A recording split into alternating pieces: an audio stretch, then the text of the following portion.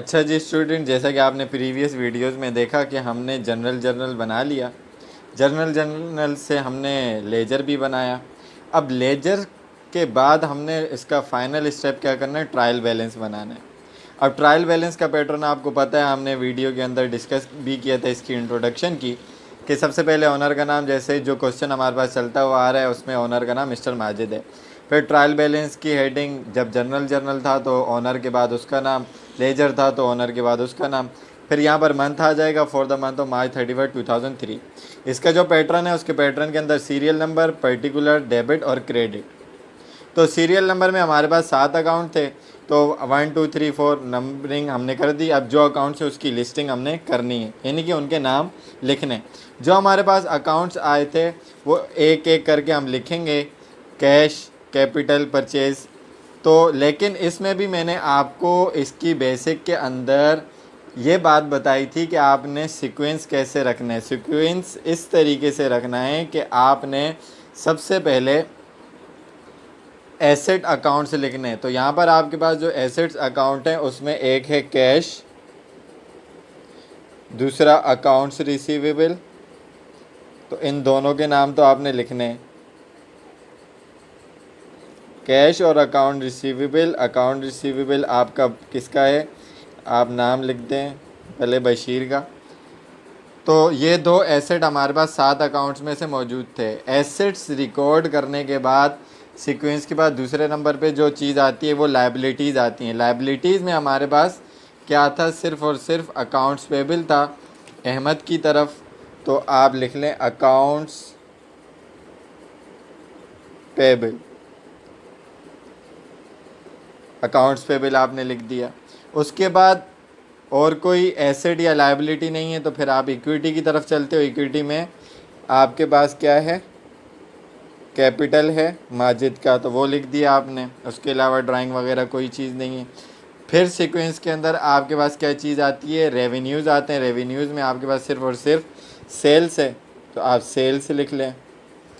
और कोई इनकम नहीं है तो फिर सीक्वेंस में आप नेक्स्ट जो चीज़ लिखेंगे वो एक्सपेंस लिखेंगे। एक्सपेंस आपके पास दो थे, एक परचेजेस था और दूसरा जो आपके पास एक्सपेंस था वो क्या था, ऑफिस रेंट एक्सपेंस। तो आप उसका नाम लिख लें, ऑफिस रेंट एक्सपेंस। अच्छा जनाब, हमने अकाउंट्स की लिस्टिंग तो कर ली, अब बात यह कि बैलेंस लिखें कौन सा। अब अगर हम ज़रा देखें अपने टी अकाउंट को, तो अब ये कैश का फॉर एग्ज़ाम्पल टी अकाउंट है, तो इसकी मैं अमाउंट कौन सी लिखूँ यहाँ पर, ये वाली, ये वाली, ये वाली। डेबिट लिखूँ, क्रेडिट लिखूँ? तो अमाउंट्स तो बहुत सारी हैं लिखने को, लेकिन लिखूँ कौन सी। तो बात याद रखें कि जो आपने टी अकाउंट बनाया है उससे यहाँ पर आपने बैलेंस कैसे ट्रांसफ़र करना है। जिस अकाउंट का बैलेंस बीडी, जैसे कि ये कैश है, इसका बैलेंस बीडी किस साइड पर आया है, ये डेबिट साइड है और ये क्रेडिट साइड है। जिस अकाउंट का बैलेंस बीडी जिस साइड आएगा उसका बैलेंस उसी साइड रिकॉर्ड होगा। जैसे कि कैश का बैलेंस कहाँ आया है, नॉर्मल बैलेंस डेबिट साइड पर आया है, एसेट है। अगर क्रेडिट पर बैलेंस बीडी होता तो क्रेडिट रिकॉर्ड करते, लेकिन यहाँ पर डेबिट में आया तो 73,000 कहाँ रिकॉर्ड करेंगे, यहाँ पर डेबिट साइड पर रिकॉर्ड करेंगे। सही है। उसके बाद अकाउंट्स रिसीवेबल है, अकाउंट रिसीवेबल का बैलेंस बीडी कहाँ है, डेबिट साइड में। तो इसका भी बैलेंस कहाँ रिकॉर्ड करेंगे, डेबिट साइड पर रिकॉर्ड करेंगे। कितना, 8,000 रुपीज़। उसके बाद आपके पास liability account payable. Account payable की नॉर्मल नेचर क्रेडिट होती है। तो आपके पास जो इसका बैलेंस आया, बैलेंस बीडी, वो कहाँ पर आया है, क्रेडिट साइड पर आया है। तो आप क्या करोगे, इसका बैलेंस कहाँ लिखोगे, क्रेडिट साइड पर लिखोगे 30,000। तो आपने लिखा 30,000।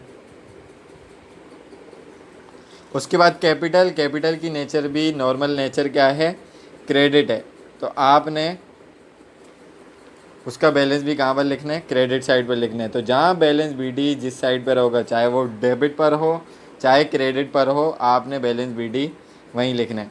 सेल्स, सेल्स क्या, सेल्स आपकी इनकम है, इनकम की नॉर्मल नेचर क्रेडिट होती है और हमारे पास यहाँ बैलेंस बीडी भी इसका क्रेडिट साइड पर आया है 23,000। तो आप यहाँ पर लिखेंगे 23,000।